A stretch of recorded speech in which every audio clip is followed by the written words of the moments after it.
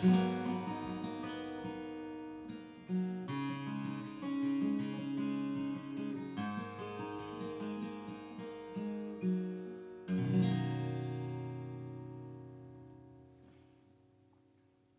morning. We begin today's service with these few words from Eleanor Roosevelt as posted on the door to Anita Hill's office. You gain strength, courage, and confidence by every experience in which you stop and look fear in the face. You must do the thing you think you cannot do. Hi everyone, my name is Don Rollins. If we haven't met before or this is your first time with us, I serve as the accredited interim minister here to the Unitarian Universalist Fellowship of Hendersonville, North Carolina. As always, we appreciate you dialing in. Today's service is about fears, not just the experience of fear that is innate in us, can be a saving factor telling us that danger lies ahead. But this is an invitation to name actual fears, some of the things that flat out scare us on a regular basis. And the idea for this service came from a time of sharing with the folks who faithfully attend Wonderful Wednesday. Here's a shameless plug. Each Wednesday at 5:30 we gather online to talk about joys and sorrows in a particular topic.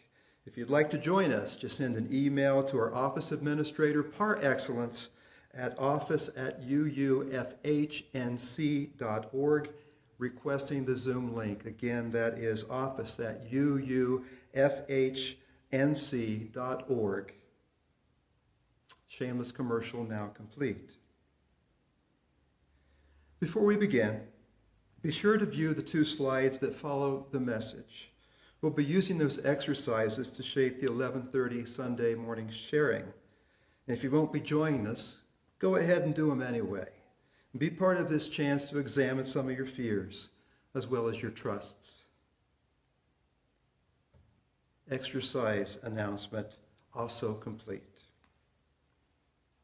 Now join me in taking a couple of breaths. Let's make room in our hearts and our heads for this time of reflection. Let go of all that came before, all that awaits you. Let the seeker in you take the wheel, if only for these few moments. Let's share some silence.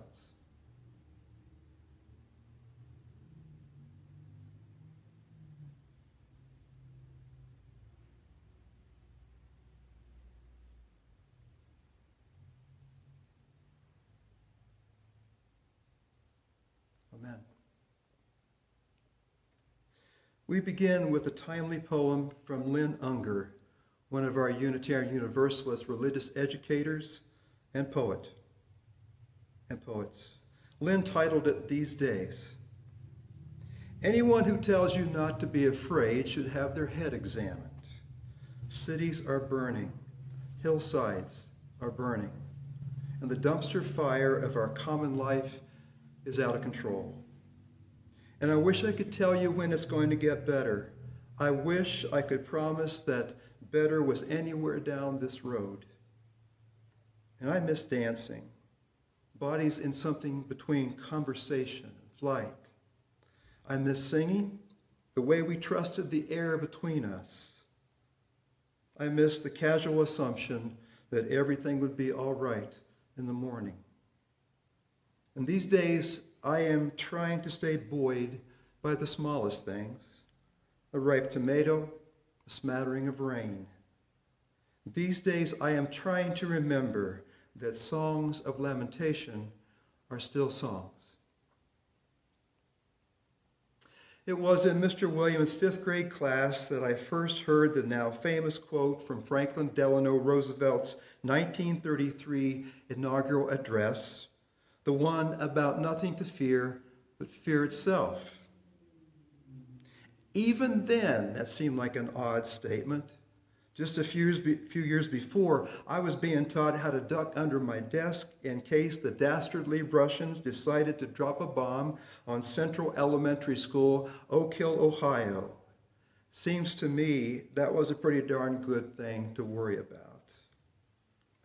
Combine it with my having to get my mom to sign off on a report card with nothing but C's and D's, choking down broccoli and fish sticks in the cafeteria every Friday, and the ever-present possibility of an after-school tussle out in the alley, I figured I had plenty to worry about. Nothing to fear but fear itself.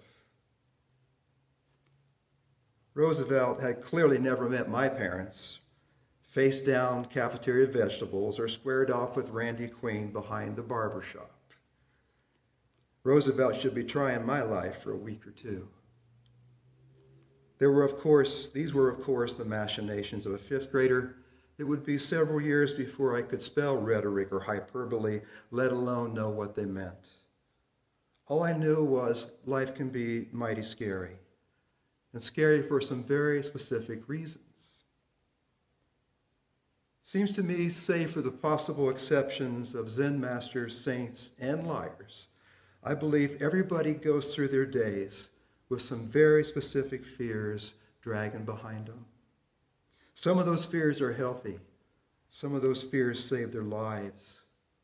Fears about money, fears about health, fears about continued oppression, fears about death and dying, fears about losing somebody or something we cherish.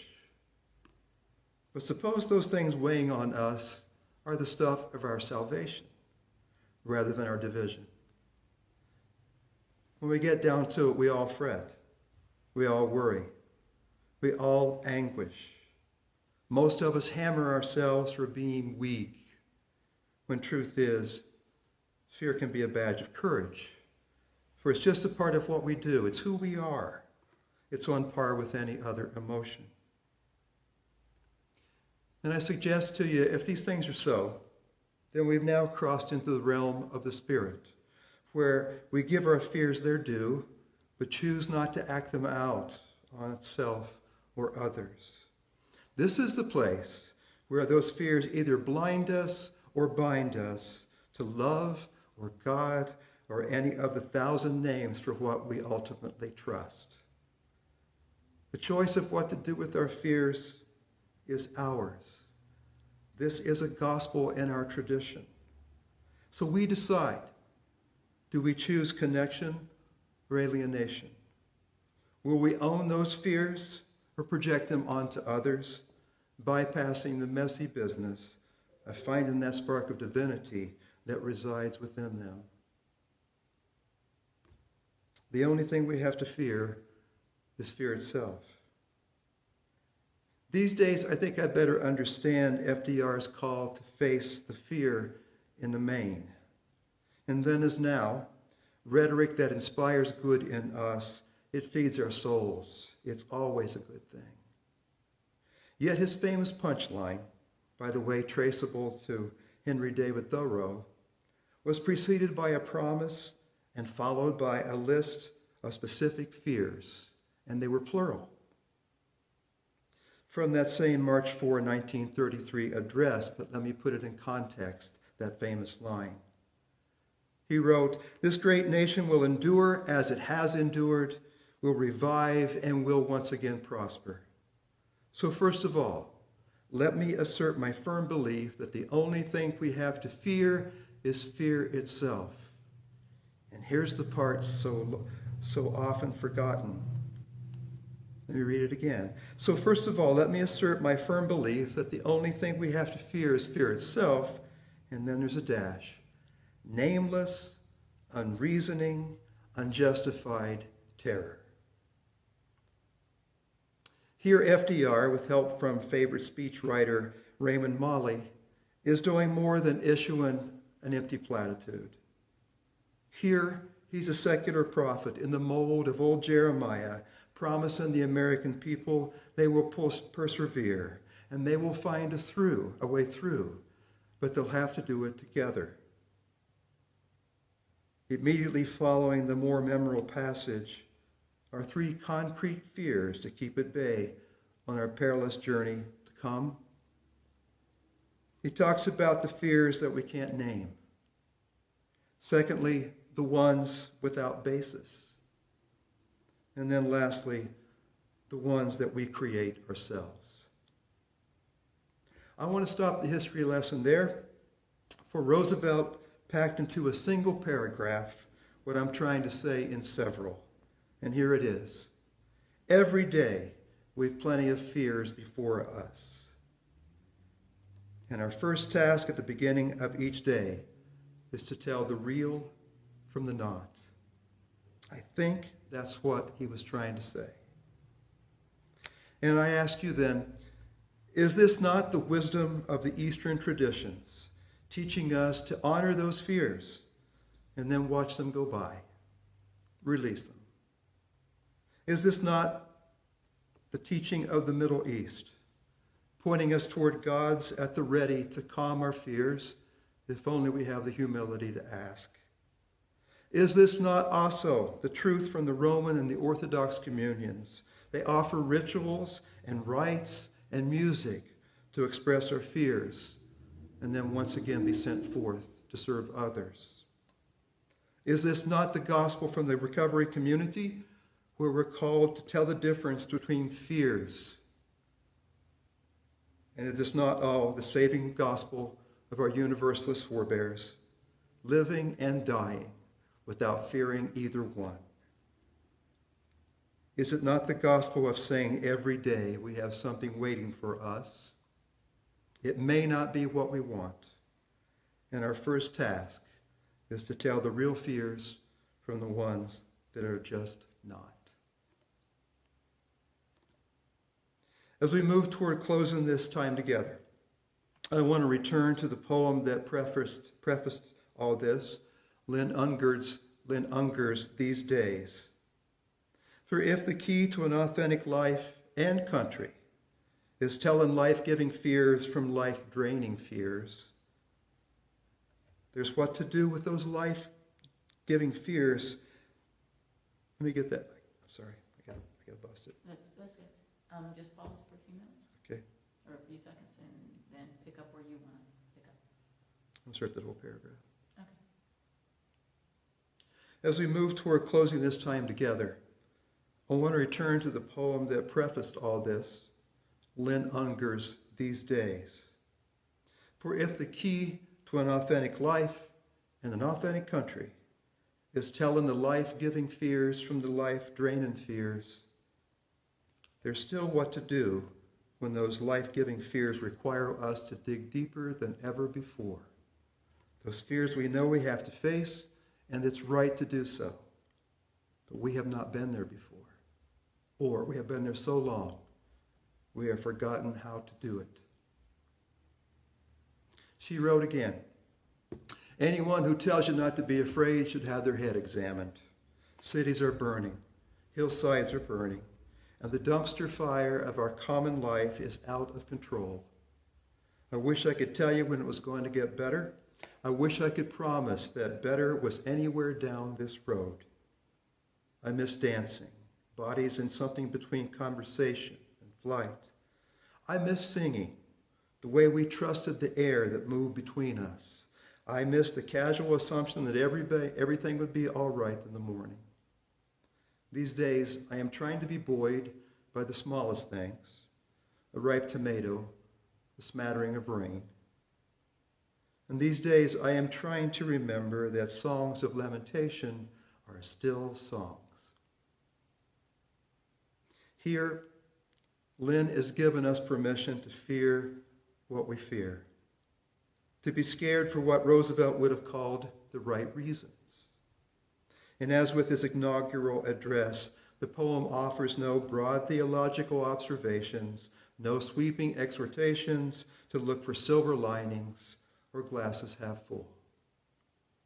In their stead are grounded in reality fears about a world literally on fire, about never dancing again, about waking up in the morning anxious and afraid, about never again singing songs of joy. But there's a saving part of this poem that comes last. It's offered prayerfully. My paraphrase is this: be present to those things that were right in front of us all the time, right there before the pandemic hit. Things like ripe tomatoes, things like smatterings of rain, specific blessings in the face of specific fears. So as you and I venture forth, let's remember that a fears-free life is in the end no more desirable than possible. Let's remember the counsel from a president who knew something about saving our resources for the most demanding problems and letting the rest wait, telling us how to prioritize our lives. Let's listen to the poet who gives language to our very real anxieties and losses, and then chooses to counter those large fears by celebrating small blessings. So I ask you to join me in bowing before our fears and then deciding for ourselves which ones to keep and which ones to let go. Stay well, everybody. We close this time with these thoughts from UU minister Judith Meyer. We may never know when we may be asked to prove ourselves, or if the next plane trip will test our capacity for heroism. But we do know that every day tests our character and gives us opportunities to build it. Every day we find the courage to speak words of truth or encouragement to others. Every day we make choices about what kind of life we should lead. Every day we know fear and summon our will to overcome it.